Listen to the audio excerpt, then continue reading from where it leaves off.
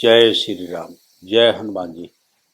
दोस्तों, आज हमारे YouTube चैनल पर मेरे से प्रश्न पूछने के लिए एक हिंदुस्तान के जाने माने पुराने पहचाने बहुत बड़ी हस्ती मिस्टर संजीव शर्मा जी आए हैं।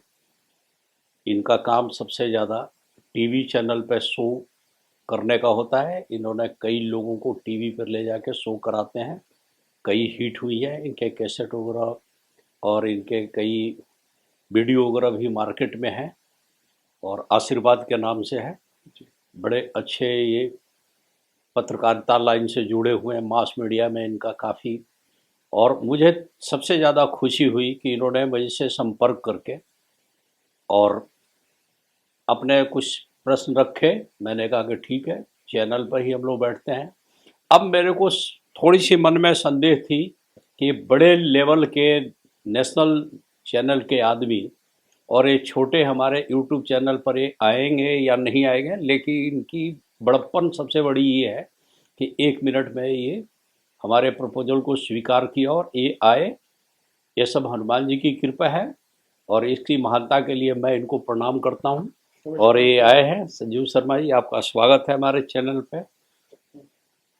अब संजीव शर्मा जी, जो भी आपके मन में कोई बात हो तो आप बताएं, मैं उसका जवाब देने के लिए तैयार हूँ। नमस्कार दर्शकों, मैं डॉक्टर रजनीकांत जी से पिछले कई वर्षों से जुड़ा हुआ हूँ। क्योंकि आपका ज्योतिष में काफी गहन अध्ययन रहा है, आपका काफी अच्छी रिजल्ट हैं, जिनके बारे में आपने जो भी चीजें मेरे सामने देखा है। प्रत्यक्ष प्रमाण की जरूरत नहीं होती है। मैं आज उपस्थित हूँ, कुछ सवाल मेरे दिमाग में चल रहे थे जो मैंने सोचा आपसे बैठ के बात करूंगा। इन्होंने मौका दिया है आपके समक्ष आने का, और क्योंकि आपका पिछले 35 वर्षों का ज्योतिष में जो कार्य कर रहे हैं और जिस तरीके से आपने अपनी देश में विदेश में पहचान बनाई है, आपके बहुत संपर्क हैं। बहुत से परेशान लोग इस दुनिया में गलत जगह पे चले जाते हैं या भटक जाते हैं, लेकिन मैंने इनके पास आके भी देखा है और इनसे बैठ के भी इनके साथ देखा है कि इन्होंने जो साफ स्पष्ट ज्योतिष में जिस धारा में ये लगे हुए हैं, बड़े अच्छे से समझाना, बहुत अच्छे तरीके से बताना, उपाय देना आपका कार्य रहा है और बहुत अच्छा कार्य। तो मैं कुछ अपने प्रश्नों के साथ आज आपके समक्ष हूँ और मैं आपका आभारी हूँ, क्योंकि आप मुझे धन्यवाद कर रहे हैं। धन्यवाद और आभारी मैं आपको देता हूँ। आपका बहुत बहुत धन्यवाद। मैं आपसे आज कुछ प्रश्न ये पूछना चाह रहा था कि जैसे आप ज्योतिष में इतने समय से कार्यरत हैं, ज्योतिष कार्यों पे, ज्योतिष और वास्तु से संबंधित सारे कार्य में आप लगे हुए हैं, तो जो भी दर्शक आपके पास अभी यूट्यूब चैनल से या व्यक्तिगत तरीके से आपके प्रश्न पूछते हैं, तो उनके उपाय मैंने देखा आपने कहा। लेकिन मेरा आज अपना एक प्रश्न ये है, क्योंकि कलयुग के भगवान में हनुमान जी प्रमुखता पूछे जाते हैं और पूजे जाते हैं जी। तो हनुमान जी की उपासना, इस युग की बात करते हैं, कलयुग की बात करते हैं, तो कलयुग में हनुमान जी की उपासना से कितना लाभ मिलता है और किस किस तरीके से लाभ मिलता है, चाहे वो पारिवारिक रूप में हो, चाहे वो व्यावसायिक रूप में हो, चाहे वो दाम्पत्य रूप में हो, और भी कई चीजें हैं, कई तरह के क्वेश्चन आपके सामने प्रश्न रहते हैं लोगों के, तो मैं थोड़ा सा आपसे जानना चाहूंगा। देखिए संजीव जी, ऐसा है कि भगवान श्री राम जब इस धरती से जब जा रहे थे, तो कलयुग को राम भक्तों की और यहाँ के जनता जनार्दन की रक्षा के लिए हनुमान जी को चार्ज देखे गए कि आप इस कलयुग को संभालते रहना। तो जो भी राम जी के भक्त हैं या सच्चे भक्त हैं, चाहे वो दुर्गा जी की हों, गणेश जी की हों, या भगवान प्रभु श्री कृष्ण कृष्ण भगवान भी तो राम ही है, कोई भी देवी देवता हो, उनकी भक्तों की रक्षा के लिए उन्होंने हनुमान जी की सुपुर्दी दी। और हनुमान जी प्रत्यक्ष रूप से आज भी विराजमान है। वो बात दूसरी है कि आप और हम सब लोग इजीली हम लोग देख नहीं पाते हैं, लेकिन उनकी चमत्कारिक घटनाएं आज भी है और हर आदमी उनकी पूजा करना चाह रहा है और करते भी हैं।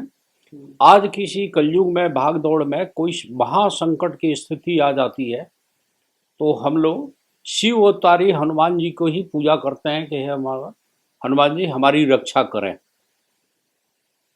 और हनुमान जी रक्षा भी करते हैं, साथ भी देते हैं।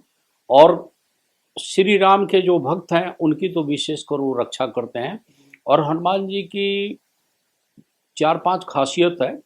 चूंकि प्रभु श्री राम मर्यादित थे, आदर्शवादी थे, सच्चे इंसान थे, तो इस तरह के लोगों को हनुमान जी ज़्यादा पसंद करते हैं। उनकी सुनवाई बहुत जल्दी करते हैं, जो मैंने देखा है। और बताइए। जैसे कि अभी इन दिनों में मैं इस चीज़ को पूछना चाहता हूँ, जैसे कुछ बच्चे हैं, परीक्षा का दौर चल रहा है। जी। कोरोना की महामारी के बाद में अब बच्चे ठीक से पढ़ नहीं पा रहे थे।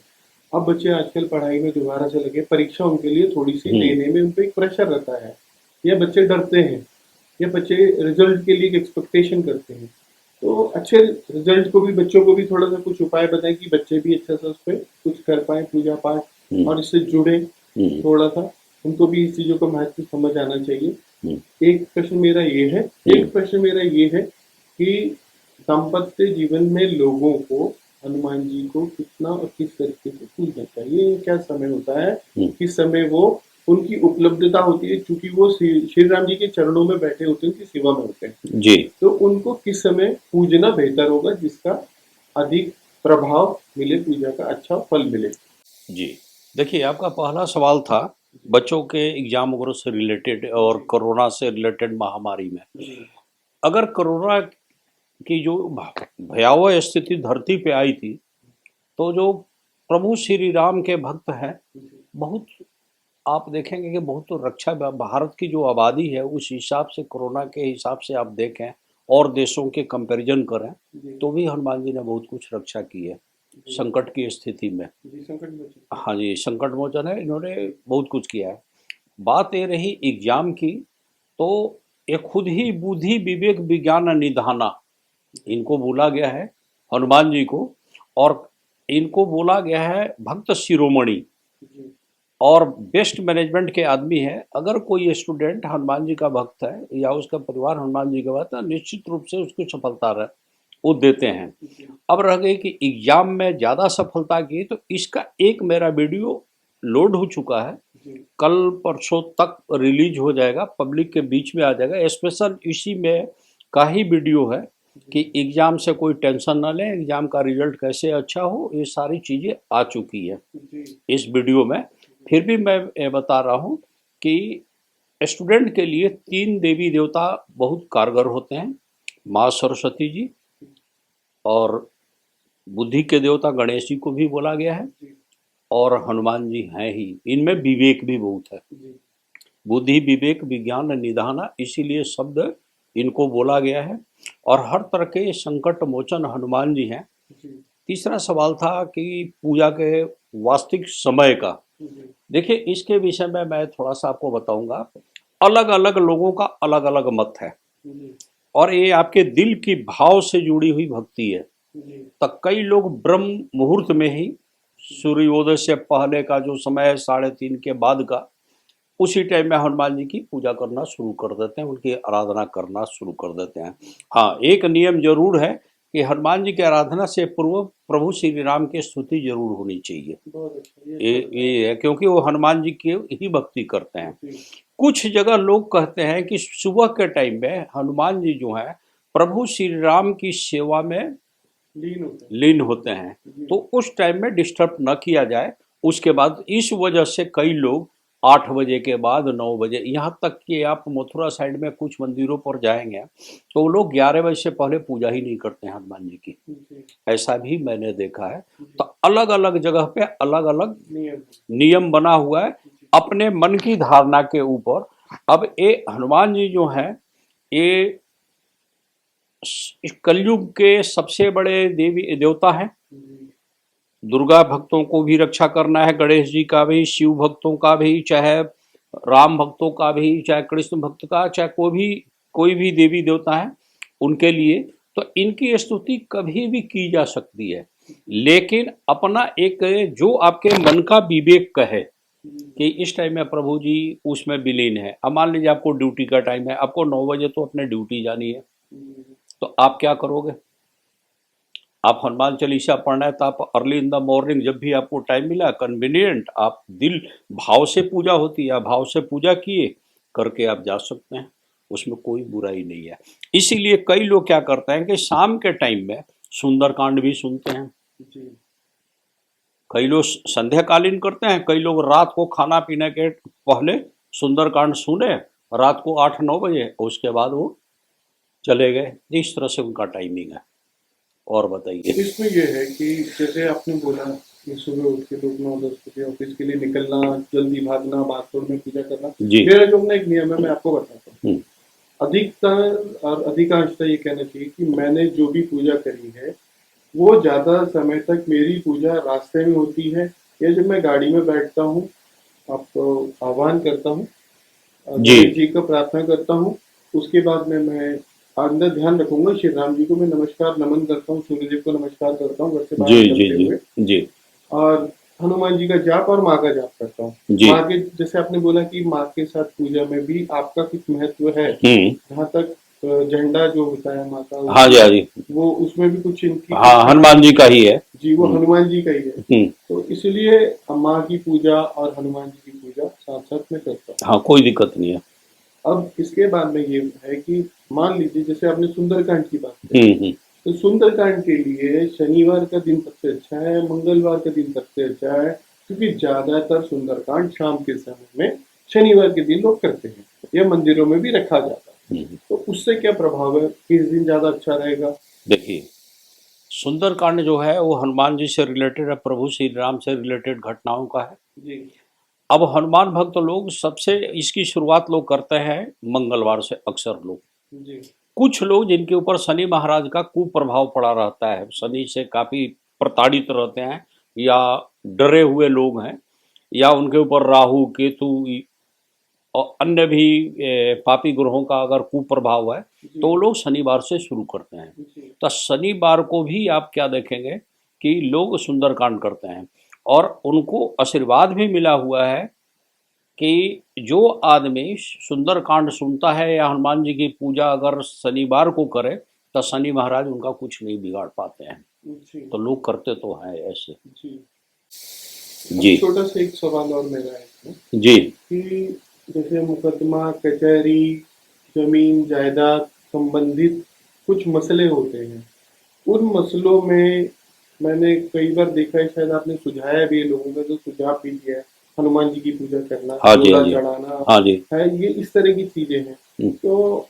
मुकदमा कचहरी कई बार जबरदस्ती, कहते हैं ना कि अ, आप पे आ पड़ा, जी कोई जबरदस्ती की आप पे थोपी गई थी। जी जी इस तरह के भी मैंने एक बार, मेरे सामने की बात है कि मैं आपके पास बैठा हुआ था शाम को, जी। तो परेशान कुछ दो लोग बदहवासी की हालत में आपके पास आए, आपने हम्म बोला क्या हुआ, मुकदमा लग गया?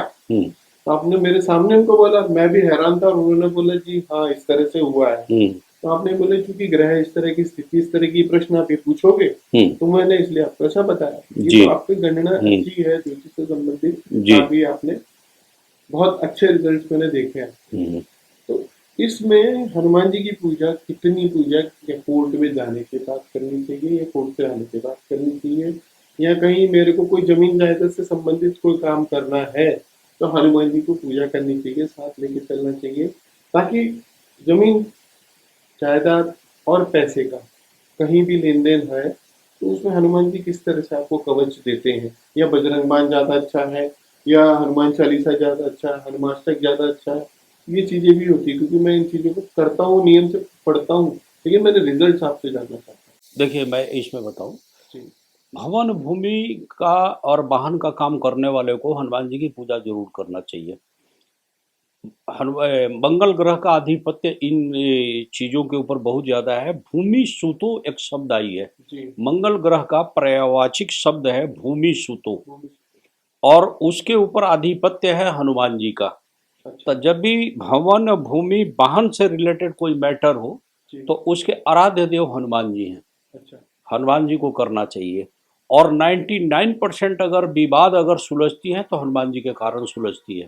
जी किसी आदमी की अगर मंगल खराब हो जाए जी तो विवाद में फंसता है, जी। कर्जदार बन जाता है।